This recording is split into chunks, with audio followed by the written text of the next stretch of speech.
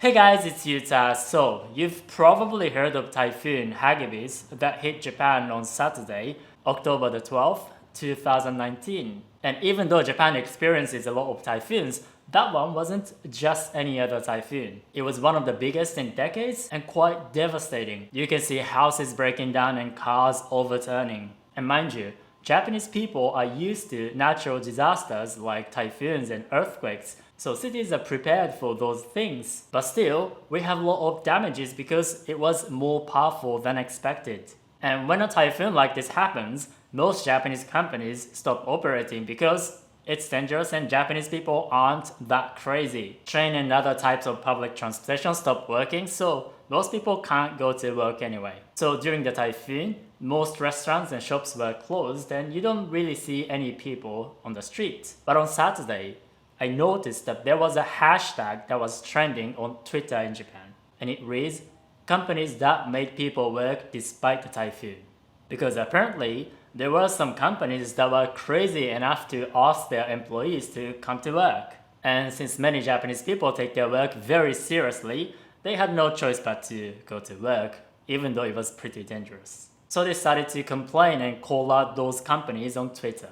So I'd like to share some of those tweets because I think it's an interesting way to understand how Japanese people think. But if you speak Japanese, you don't have to wait for me to make this kind of video. So if you want to learn Japanese with me, click the link in the description and get my Japanese lessons by email. So let me share some tweets. This person shared a screenshot of a message they got from their company. "Sad news. It's been decided I have to work today." And this person had to do some construction work. "Working for CTEC at Makuhari Messe closed the shutters to combat the violent wind. Because of that, it's like a sauna in the building. Of course, there's no air conditioning either. This is a dark industry." And this person went to work only to be told to go home. "As soon as I started work, there was an emergency evacuation warning and I was sent home after all. If that's how it is, then don't send me to work in the first place. It took an hour one way by car. Commuting through that was super scary. And there was a restaurant that was open. Sushi Zanmai, the only business operating during the largest typhoon in the history of the planet, is finally warned by the police." And you can see a police officer in the photo. And there was this wife. "Please let my husband come home.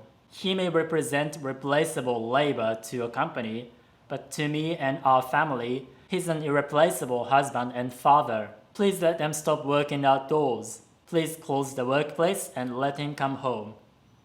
And some people made a list of companies that made their staff work. I was compiling the companies I had seen posted on Twitter for job hunters, and I was surprised at how many there are. Now, some people may criticize saying, "Oh, if your company is so crazy, just don't work for them." Or maybe some people say, "Oh, you should tell the company directly instead of tweeting anonymously." And some people address that point.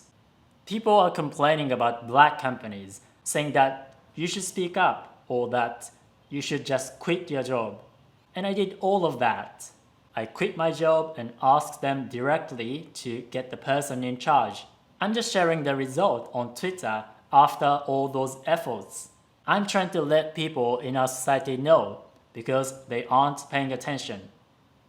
By the way, black companies in Japanese are companies that make people work under bad conditions, such as extremely long hours. And I can totally relate to their anger. Think about it. Most of those jobs are not something that is absolutely necessary to operate during a very strong typhoon. Nobody in their right mind goes out to eat sushi when the wind is so violent that you can't barely walk straight. And who should care for those crazy customers? But of course, there's some basic infrastructure or basic services that should be operating during the typhoon, and some people pointed that out. This is difficult for some industries. We can't lump them in with those that are being criticized. I'm appreciative of those in defense, medical, nursing, and infrastructure industries who have to stay on standby. It's a difficult issue, isn't it? Depending on the area, Some companies have to stay open even if they want to stay closed to prevent making people into refugees. On the other hand, I can't say much for those who want to open business during this without a good reason. But still, if you don't have anything that's critically important, you shouldn't be outside. Some people have this opinion. There are occupations like hospital workers who can't take the day off. That's right. We doctors can't take the day off. So please, if you are in an industry that can, take the day off, stay at home. That way, our job won't become more unnecessarily difficult. That would help the most. You can also see people who are thankful and mindful of those who had to work.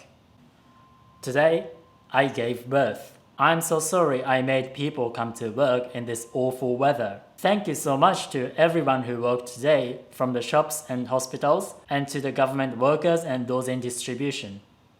And there were people who were surprised that delivery companies were operating. Yamato Transport.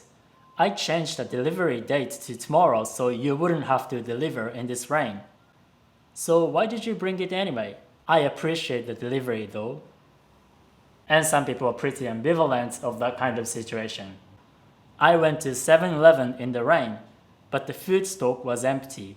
Then the delivery truck came alongside, and a soaked delivery man started bringing in the products one by one. People refer to those industries as black, but this made me think that they are just going along with our selfish needs. And you may think that Japanese people are so crazy that they work under this crazy weather.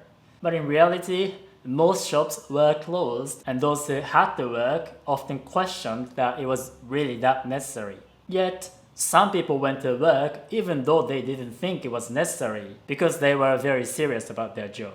And just by reading those tweets, you can see very nuanced opinions. And that's why I find it so interesting to analyze Japanese people's tweets. And if you speak Japanese, you can do that on your own without waiting for my videos. So, if you want to learn Japanese with me, I will teach you the kind of Japanese that Japanese people actually speak today, unlike a natural old-fashioned textbook Japanese. So click the link and subscribe to my email group, Japanese with Yuta. Alright, see you guys soon. Ciao, ciao!